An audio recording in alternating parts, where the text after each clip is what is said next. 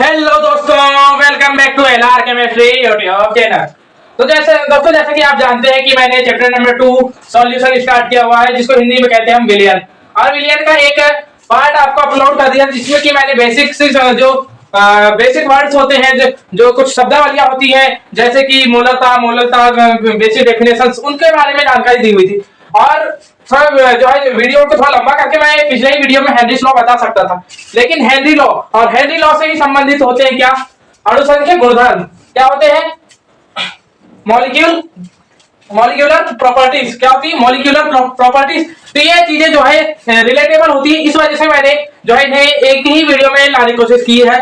और आपको बता दिया जाए कि इनसे संबंधित कुछ न्यूमेरिकल्स होते हैं, जो कि आपके लिए मोस्ट आईएमपी है, और कुछ आए या ना आए, जो है आपके 3 प्रकार के न्यूमेरिकल्स में से किसी एक प्रकार के न्यूमेरिकल तो जरूर आता है। एक तो आपके ऑर्डर ऑफ प्रोटीन यानी ऑर्डर ऑफ रिएक्शन, या फिर आपके इलेक्ट्रोकेमिस्ट्री से रिलेटेड, जो कि आपके गिब्स फ्री एनर्जी और सेल इक्वेशन, इन पर आधारित न्यूमेरिकल्स, और साथ ही साथ आपके मॉलिक्यूलर प्रॉपर्टीज पर आधारित न्यूमेरिकल। ये 3 में से किसी एक प्रकार, 3 से 4 प्रकार के जो मैंने बताया न्यूमेरिकल, उनमें से किसी एक प्रकार के न्यूमेरिकल जरूर आते हैं। तो आप इन्हें जरूर करके जाए। तो ये तो रही जानकारी, लेकिन आपको बता दिया जाए कि कुछ कारणों की वजह से मैं जो है न्यूमेरिकल्स यहां नहीं कराऊंगा। मैं आपको पहले ही बता दे रहा हूं, यहां न्यूमेरिकल नहीं कराए जाएंगे। तो हम बात कर रहे थे सबसे पहले आपके हेनरीज लॉ के बारे में आज जानकारी लेते हैं। तो हेनरीज लॉ होते क्या है? तो Henry law according to Henry amount of soluble gases in liquid is directly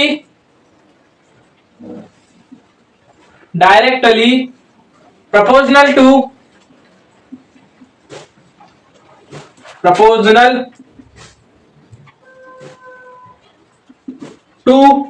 the partial pressure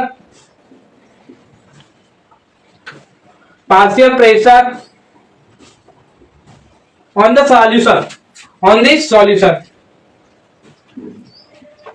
ये रहती है आपकी।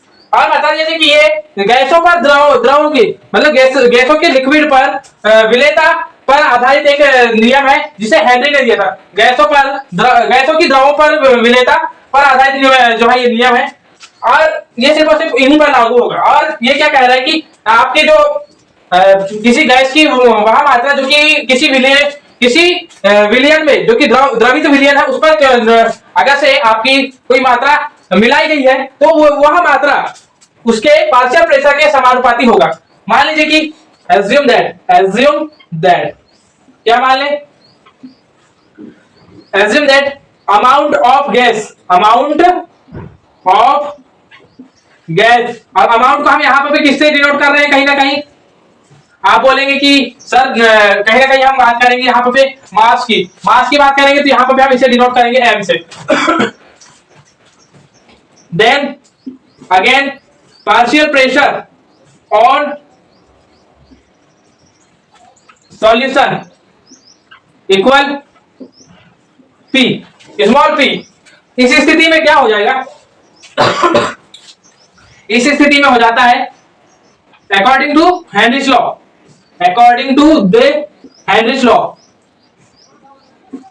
क्या हो जाएगा? देखिए, m is directly proportional to P। अब हम प्रोपोर्शनलिटी साइन हटाएंगे तो हमें एक प्रोपोर्शनलिटी कांस्टेंट लगाना पड़ेगा, जो कि यहां पर भी kh होगा, और kHp, m is equal to kHp, ये हो जाएगा। वेयर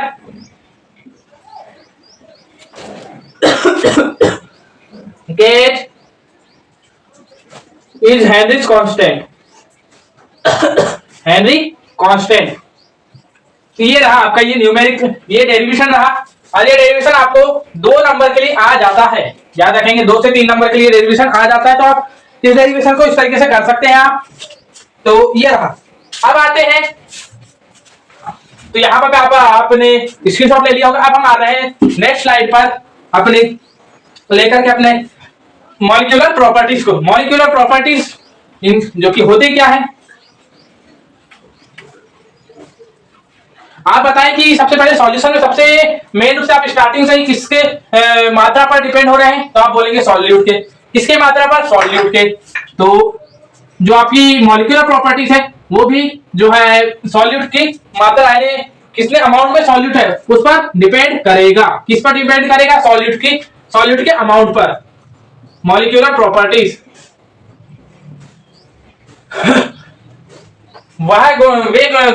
वे गुणधर्म जो कि किसी विलयन में विलय की मात्रा पर निर्भर करते हैं आनुषंगिक गुणधर्म कहलाते हैं। याद रखेंगे, those properties are called molecular properties which is directly proportional to on or directly dependent on amount of solute। ध्यान रखेंगे इस चीज को। इसके बाद हम बात करते हैं ये जो है आपको बता दीजिए कि ये चार प्रकार के जो है होते हैं, चार प्रकार के गुणधर्म होते हैं। पहला होता है आपके वाष्प दाब में आपेक्षिक अवनमन,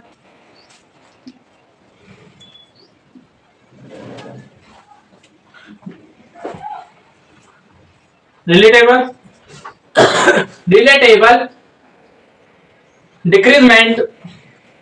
decreasement on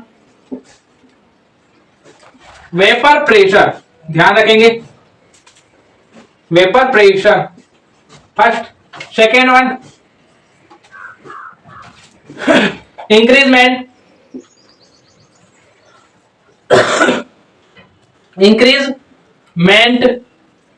on increasement in क्वथनांक यानी मेल्टिंग पॉइंट में, क्वथनांक में उन्नयन। Increasement on melting point, second one. Third one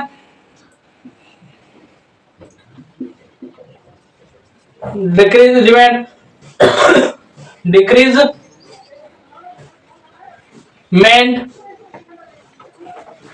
in melting boiling point, it is boiling point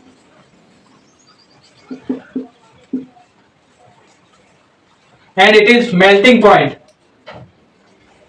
melting में नहीं कहना चाहिए, in English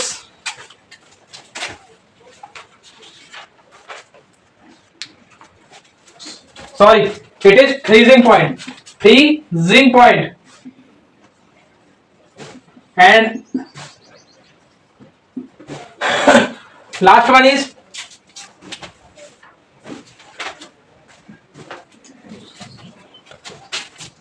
fourth one is osmotic pressure। osmotic pressure। तो आज हम जो है आज हम बात करेंगे सबसे पहले राउल्ट्स लॉ। क्योंकि राउल्ट्स लॉ नहीं पढ़ा तो आप बिल्कुल भी जो है राउल्ट लॉ के बगैर आप relatable decreasement in vapour pressure नहीं समझ पाएंगे। तो हम राउल्ट लॉ पढ़ेंगे आज पहले, उसके बाद फिर आपके relatable decreasement in vapour pressure, increment in boiling point and decreasement in freezing point. ये चार चीजें आज पढ़ेंगे। और आपको यहाँ पे सबसे इंपॉर्टेंट बात बता दिया जाए कि यहाँ पे जो सॉल्यूट होगा वो अवाष्पशील होगा, मतलब इन वेपराइजर सॉल्यूट होगा। मतलब कि कहीं ना कहीं हम ऐसे सॉल्यूट को लेंगे जो कि जल्दी से आपका वेपर परफॉर्म नहीं करता है। जब वेपर फॉर्म नहीं करेगा तो हम कुल मिलाकर मान सकते हैं आप कि किसी हम यहाँ पे आप किसी ऐसे सॉल्यूट को लेंगे जो ठोस सॉल्यूट को हम लेने की कोशिश करेंगे। याद रखेंगे, यहाँ पे जब भी आप बात करेंगे तो चाहे यहाँ पे ठोस सॉल्यूट के रूप में आप ले सकते हैं शुगर, सॉल्ट, इवन आप बात करेंगे तो नीला यानी ब्लू नीला तोता कह सकते हैं आप, copper sulphate CuSO4, even FeSO4। इस तरीके से किसी भी अवाष्पशील विलय को यहाँ पे लेंगे आप। अवाष्पशील इन वेपराइजर सॉल्वेंट रहेगा यहाँ पे। तो ये बात ध्यान रखेंगे। तो ये हम जो मुख्य बातें हैं, जो बेसिक पॉइंट्स हैं, उनके बारे में हमने जानकारी एकत्र कर ली है। तो अब हम सबसे पहले आते हैं अपने राउल्ट लॉ पर। किस पर, तो राउल्ट लॉ पर तो आते हैं। चलिए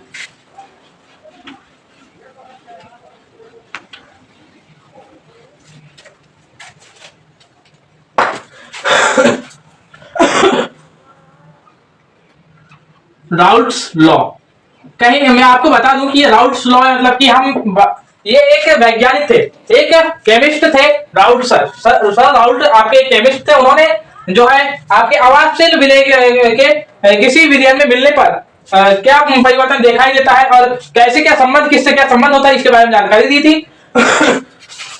और ये संबंध होता है आपका, हमने थोड़ी देर पहले किसकी बात की थी, पार्शियल प्रेशर की बात की, तो यहाँ पर भी पार्शियल प्रेशर, पिछली बार गैस के पार्शियल प्रेशर की बात की थी, यहाँ पर हम सॉलिड के पार्शियल प्रेशर की बात करेंगे।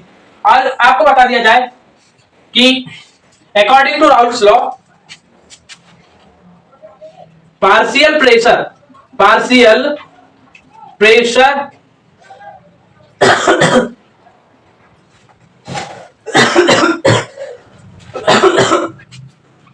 Of any part of solution is directly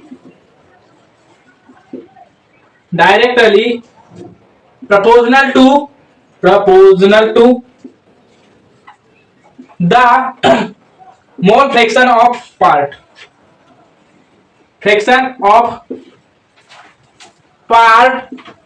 in solution,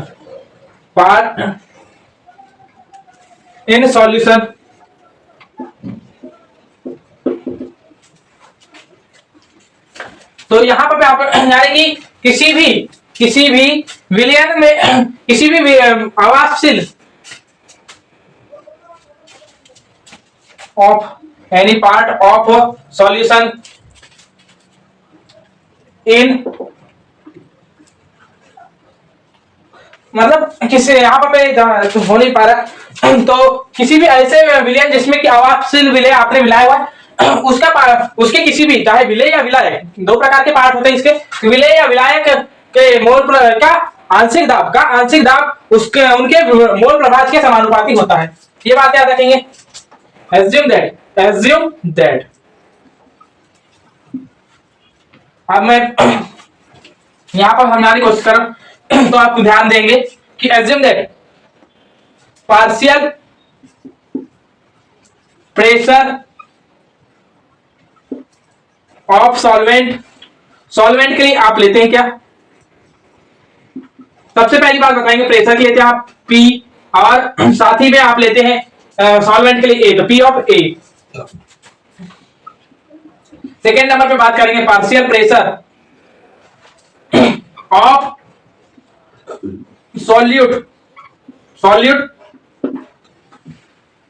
PB, total pressure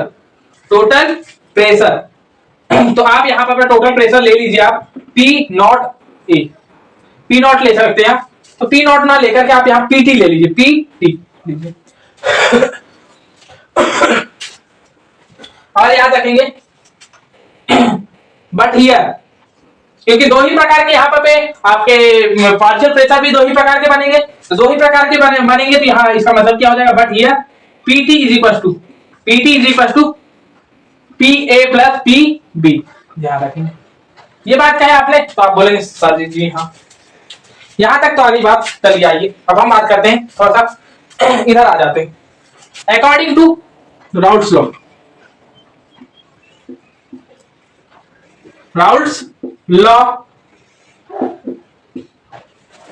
P of A is directly proportional to XA and P of B is directly proportional to XB।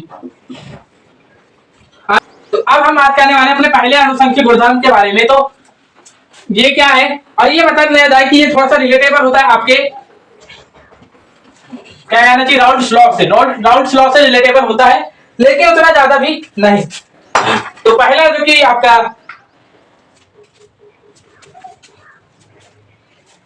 अपेक्षिक यानी कि आपका पहला अनुसंख्यक गुणधर्म है कि वाष्प दाब में अपेक्षिक अवनमन, मतलब कि relatable decreasement on in vapour pressure. ध्यान रखेंगे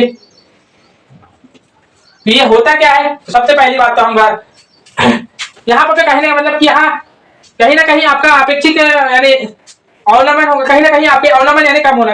यहाँ पर क्या कम होगा? Vapour pressure.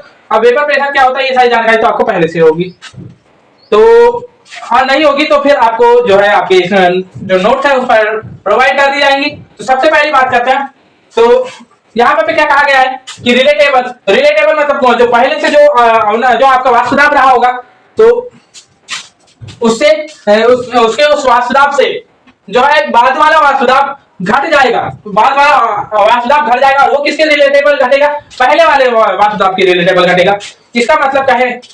अब बात करें तो इसका जो नियम है ये क्या कहता है कि किसी विलयन में अवास्तशील विलय, किसी विलायक में अवास्तशील विलय मिलाने पर प्राप्त विलयन के वास्तुदाब में आपेक्षिक अवनमन होता है, जो कि उस विलयन में उपस्थित विलय के मोल अंश के समानुपाती होता है। विलय के मोल अंश के समानुपाती होता है, समानुपाती क्रम बराबर के बराबर होता है, एकदम एक्यूरेट बराबर होता है। तो यहाँ पे इसका मतलब कि assume that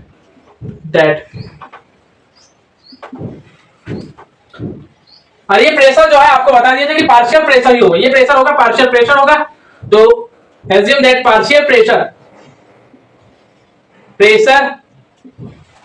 of solvent in starting कितना हो जाएगा? पी नॉट ए मान लीजिए, पी नॉट ए, क्योंकि स्टार्टिंग का है उसका खुद का होगा, इस वजह से यहां पर देन पार्शियल प्रेशर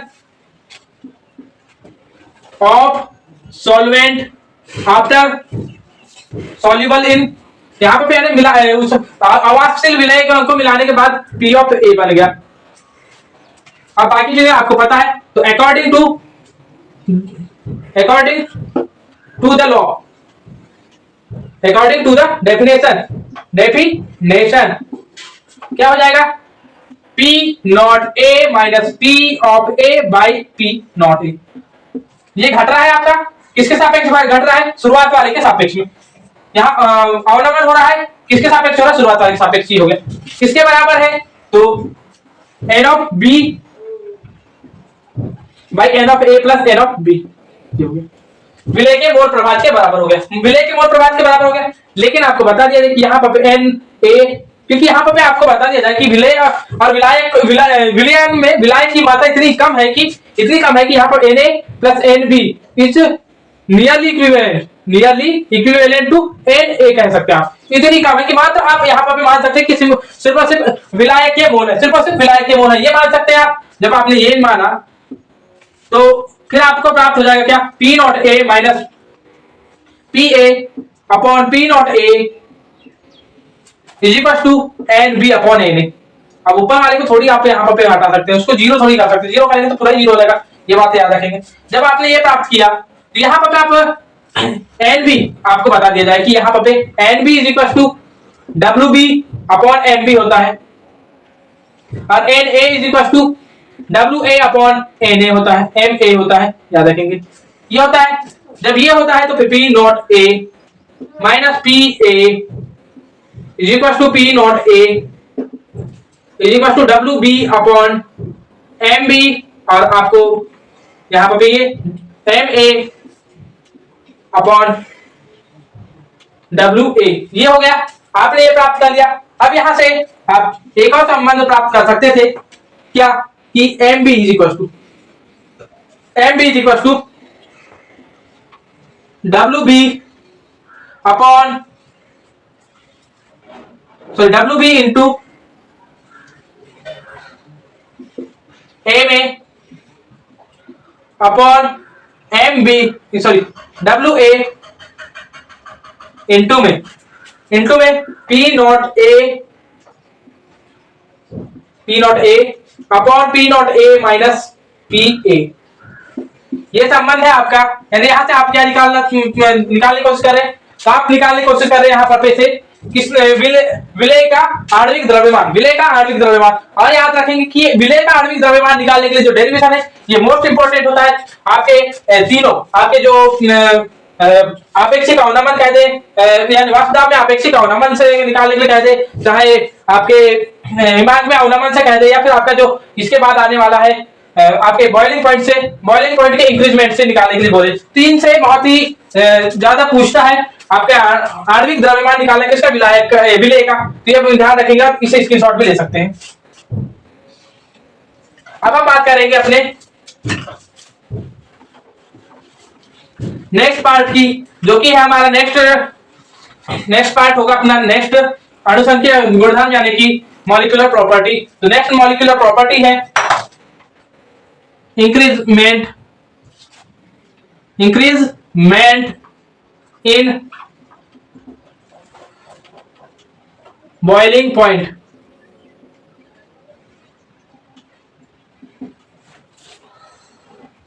क्वथनांक में उन्नयन,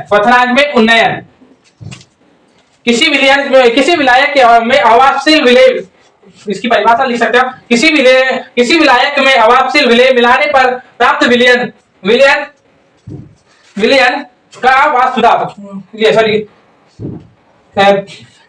का बॉइलिंग पॉइंट कहना चाहिए, का बॉइलिंग पॉइंट में उन्नयन उसकी मोललता के समानुपाती होता है, यहां पे assume that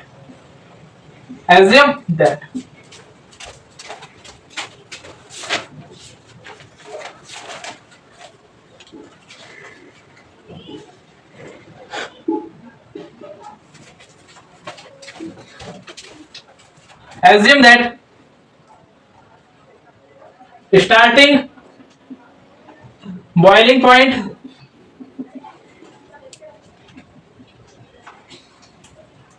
is equals to T1 TB1 और ending boiling point is equals to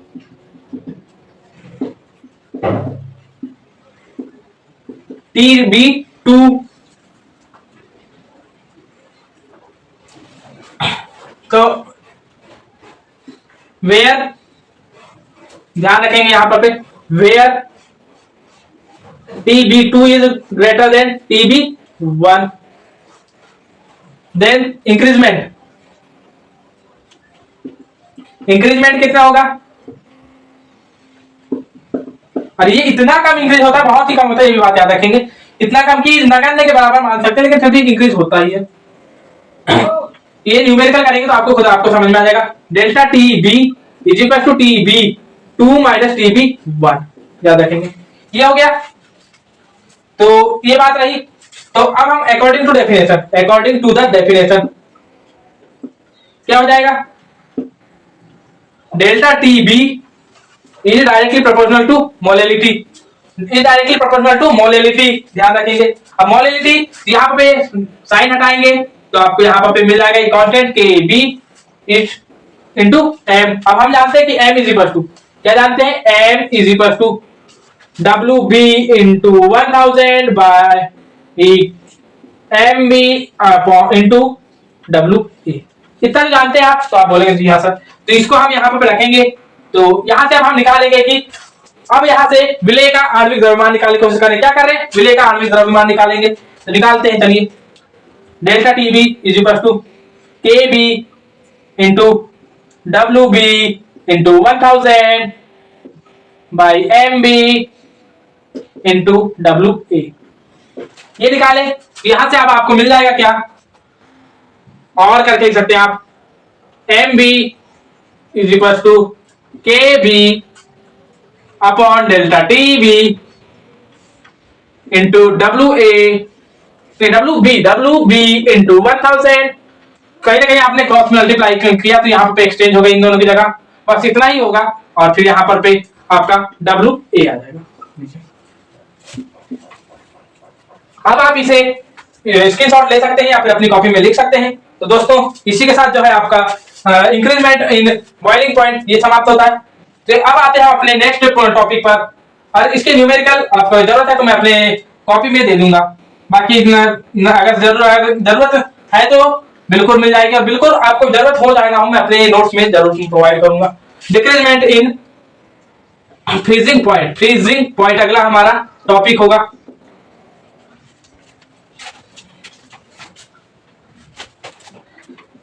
पहले जो है जो चीजें चेंज हो रही हैं वो चीजों को हम बना देते हैं, फिर उसके बाद परिभाषा पर आएंगे। ये लीजिए, अब हम बिल्कुल आ चुके हैं अपने, अब आते हैं अपनी परिभाषा पर। किसी विलायक में अवापशील विलय, किसी विलायक में अवापशील विलय मिलाने पर प्राप्त विलयन के फ्रीजिंग पॉइंट में कमी उसके मोललता के समानुपाती होता है, उसकी मोललता के समानुपाती होता है। उसके बाद हम यहाँ पर बोल सकते हैं कि हम क्या मान सकते हैं कि स्टार्टिंग फ्रीजिंग पॉइंट क्या हो जाएगा यहाँ पे TF1 फ्रीजिंग पॉइंट, और एंडिंग फ्रीजिंग पॉइंट क्या हो जाएगा आपका, यहाँ पर आप बात करेंगे एंडिंग फ्रीजिंग पॉइंट की, तो TF2 हो जाएगा। तो यहाँ पर बता दिया जाए कि TF2 is less than TF1, मतलब कि TF1 ज्यादा बड़ा है, यहाँ पे TF1 बड़ा है। तो यहाँ पे हम क्या बात करेंगे कि इसका डिक्रीजमेंट कितना हो गया, तो डिक्रीजमेंट निकालेंगे तो delta TF is equal to TF1 minus, यहाँ पे 1 बड़ा है, यहाँ TF1 माइनस TF2 हो जाएगा, तो यहाँ डेल्टा TF मिल जाएगा। अब according to definition delta TF is directly proportional to molality, तो यहाँ एक अब यहाँ डायरेक्टली प्रोपोर्शनल का साइन हटेगा, तो यहाँ पे एक प्रोपोर्शनलिटी कांस्टेंट आएगा जो कि होगा KF, और KF यहाँ पे आ गया, तो यहाँ पर फिर आपने पिछले क्वेश्चन जैसे कर लिए। तो दोस्तों इसी के साथ आपका यहाँ पे आपके तीनों अनुसंख्यक गुणधर्म समाप्त होते हैं, और साथ ही साथ आपकी वहां से आप क्या निकाल सकते हैं यहाँ से, तो जो आपकी विलय है, विलय के आणविक द्रव्यमान का भी सूत्र निकाल लिए। तो दोस्तों इसी के साथ आपका यह वीडियो समाप्त होता है। दोस्तों इस वीडियो को देखने के लिए धन्यवाद। जय हिंद, जय श्री राम।